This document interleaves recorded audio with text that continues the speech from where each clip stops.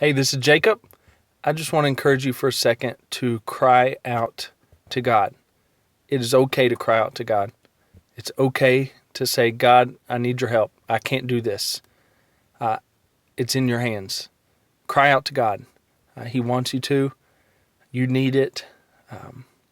I've learned some things about what are called laments. As you study the Psalms, you'll realize that majority of the Psalms are Psalms of what are called laments, Psalms of lament. Over 30 of them are Psalms of lament. And it's people like David, King David, crying out to God, saying, I can't do this. Help me. There's enemies on every side. They're surrounding me. Death surrounds me. I can't get out. I need you. I need you. Help me, God. Help me, God.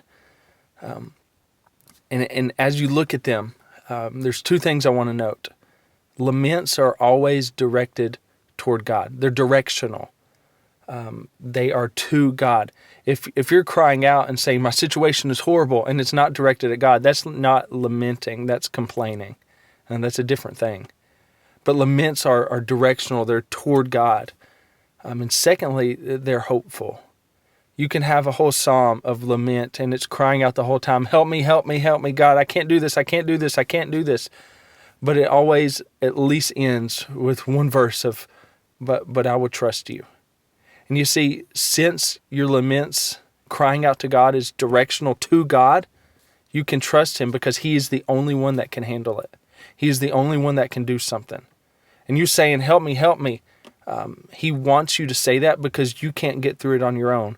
He is the only one that can do something. So even though you're crying from the bottom of your soul, you can say, but I trust you, because he's the only one who can help.